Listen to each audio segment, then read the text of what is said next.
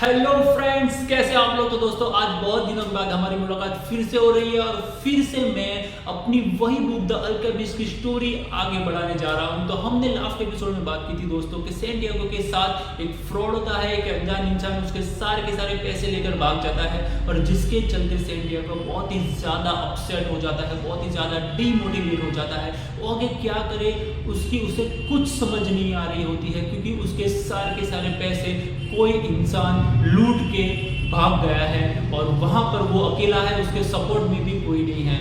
वो वहां से आगे जा रहा है, वहां पर कुछ शॉप्स थी, वहां पे एक क्रिस्टल शॉप थी।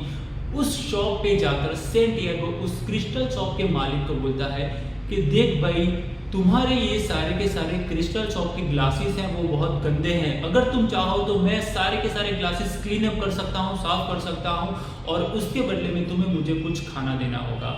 और वहां पर इतना बोलते ही वो सैंटियागो अपना जैकेट निकालकर जैकेट से सारे के सारे क्रिस्टल शॉप के ग्लास को क्लीन करने में लग जाता है।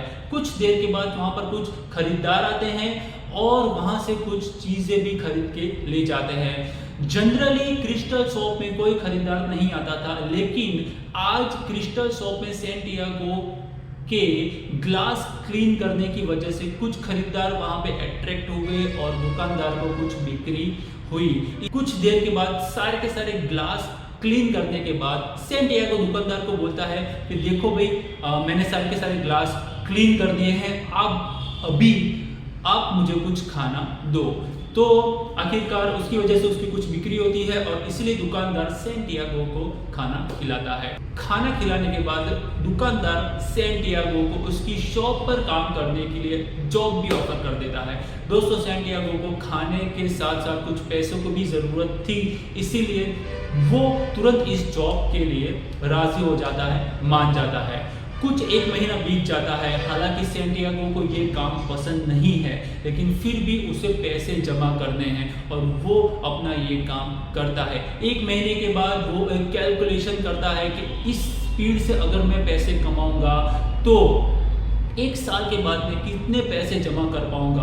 और कैलकुलेशन करने के बाद वो ये जानता है कि एक साल के बाद मैं अपनी जो बेड थी उतनी भी बेड नहीं खरीद पाऊंगा और अपने देश जाने की टिकट भी नहीं खरीद पाऊंगा, उतने भी पैसे मैं एक साल में नहीं कमा पाऊंगा अगर मैं इस स्पीड से पैसे कमाऊंगा। तो वो कुछ आइडिया सोचता है और वो सोचता है कि क्यों ना हम क्रिस्टल शॉप के बाहर एक खूबसूरत सा क्रिस्टल केस बनाकर रख दे, डिस्प्ले में रख दे, जिससे नीचे हिल के नीचे से पास होने वाले टूरिस्ट अट्रैक्ट हो और हमारी क्रिस्टल शॉप पे आए और हमारी क्रिस्टल शॉप की बिक्री में बढ़ोतरी हो।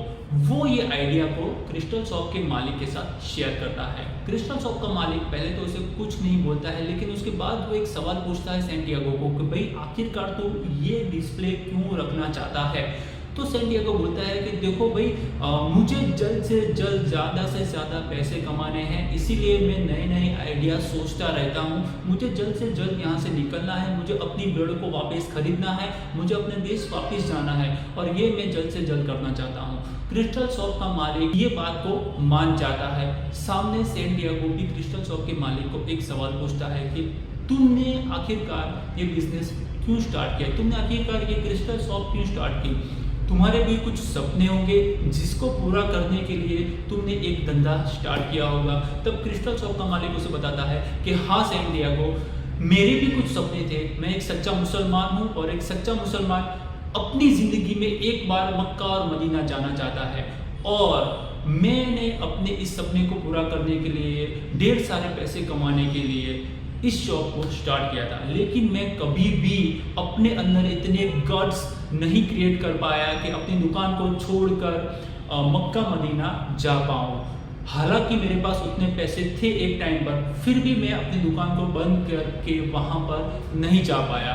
और तुम मुझसे बहुत ज़्यादा अलग हो सैंटियागो, तुम अपने सपने देखते तो हो लेकिन उसको पूरा करने की हिम्मत भी रखते हो, तुम अपने सपनों को एक्सपीरियंस करना चाहते हो, इसीलिए तुम बहुत अलग हो। लेकिन मैं अपनी लाइफ में मेरा एक ही मकसद है, मक्का मदीना जाना। और मुझे मालूम है कि मैं एक बार मक्का चला गया तो मेरी लाइफ का हर मकसद ख़त्म हो जाएगा और आखिरकार मेरे जीने का मकसद भी ख़त्म हो जाएगा, और इसीलिए मैं मक्का नहीं जा पा रहा हूँ। और ये सारे कन्वर्जेशन बातों के साथ वो लोग एक फैसले पे आते हैं और आखिरकार वो लोग अपनी दुकान के बाहर एक खूबसूरत सा क्रिस्टल केस बनाकर एक खूबसूरत डिस्प्ले वहाँ पर रख देते हैं, जिससे सच में आने जाने वाले टूरिस्ट लोग वहाँ से अट्रैक्ट होते हैं और उनकी दुकान की बिक्री में सच में बढ़ोतरी होती है।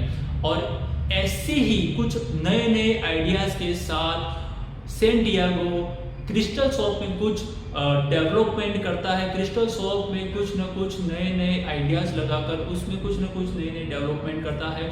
वो लोग क्रिस्टल में चाय बेचना भी शुरू करते हैं, जिससे उनकी दुकान की बिक्री में बहुत ज़्यादा बढ़ोतरी होती है। और ऐसे चलते चलते ऐसे करते करते करीबन 1 साल 11 महीने 9 दिन बीत जाते हैं और आखिरकार सैंटियागो के पास उतने पैसे जमा हो जाते हैं कि जिससे वो अपनी जितनी भीड़ थी उससे भी डबल भीड़ खरीद सके और अपने देश वापस जाने की टिकट भी खरीद सके। और एक दिन सुबह वो ये फैसला ले लेता है कि अब मैं अपने देश वापस चला जाऊंगा और अपनी 120 बेड में फिर से खरीदूंगा और मैं एक फिर से अपनी ज़िंदगी का सफ़र शुरू करूंगा। और इसी के साथ वो उस दुकानदार को उस सुबह ये फैसला लेकर उस दुकानदार को अपने इस फैसले को सुनाता है। और दोस्तों, जैसे ही वो जाने की बात करता है दुकानदार से, दुकानदार बोलता है कि तुम जाकर आखिर करोगे क्या? तो सैंटियागो बोलता है कि मैं अपनी भेड़ें वापस खरीदूंगा और अपने देश जाकर फिर से अपना वो जीवन शुरू करूंगा और बड़ा बिजनेस करूंगा और बड़ा गडरिया और बड़ा शेफर्ड बनूंगा। दुकानदार सैंटियागो को बोलता है कि तुम्हें मालूम है तुम फिर से अपनी वो लाइफ कभी जीना नहीं चाहते हो, तुम फिर से एक शेफर्ड नहीं बनोगे, तुम कभी भी फिर से अपनी भेड़ें नहीं खरीदोगे, और तुम्हें ये भी और मुझे ये भी मालूम है कि मैं भी कभी मक्का नहीं जाने वाला हूँ। सैंटियागो वहाँ पर एक सवाल पूछता है कि क्यों तुम ऐसा बोल रहे हो, ऐसा तुम्हें किसने बताया? तब वो दुकानदार कुछ नहीं बोलता है और उसे ब्लेसिंग्स देके वहाँ से विदाई करता है।